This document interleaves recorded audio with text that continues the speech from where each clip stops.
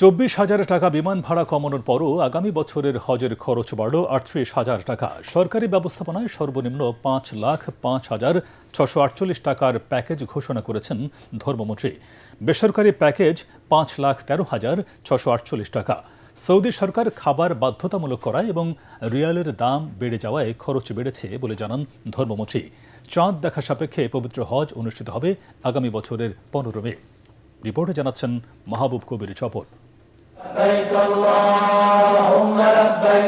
জীবনে অন্তত একবার হজে যাবার স্বপ্ন থাকে ধর্মপ্রাণ মুসলমানদের।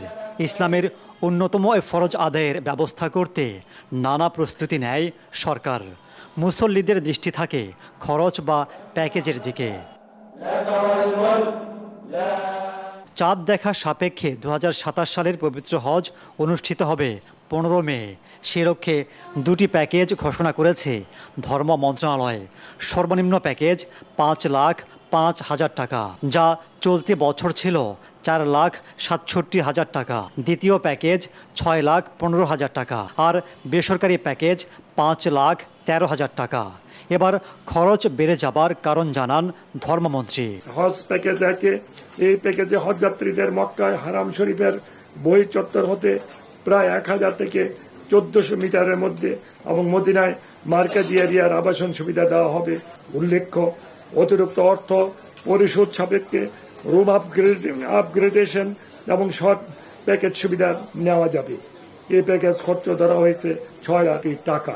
তিনি জানান, গত হজের চেয়ে বিমান ভাড়া 24,000 টাকা কমিয়ে 1,30,000 টাকা নির্ধারণ করা হয়েছে, যেখানে ইউএস বাংলা প্রস্তাব দিয়েছিল 98,000 টাকা।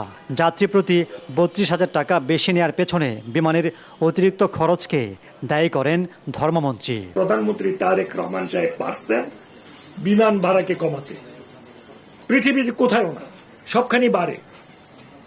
যেখানে 2 লক্ষ টাকা ছিল সেখানে 1,30,000 টাকা। ইনশাল্লাহ আগামীতে আল্লাহ যদি সহি সালামত তাকে আরো কমবে। এক সময় লক্ষাধিক মুসল্লি হজে গেলেও খরচ বেড়ে যাওয়ায় সেটা 70,000-এর ঘরে নেমেছে।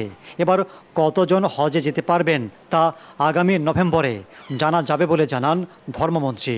নভেম্বরে চুক্তি হলে কতজন আমাদেরকে যাওয়ার অনুমতি দেয় সৌদি সরকার, কতজন আমাদের কোঠা দেয়, সেই কোঠার উপরে নির্ধারিত হবে যে কত হাজি যাবে।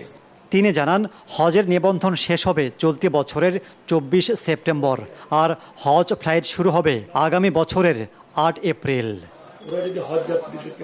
মাহবুব কবির চপল, ATN বাংলা, ঢাকা। কঠিন হয়ে যাবে।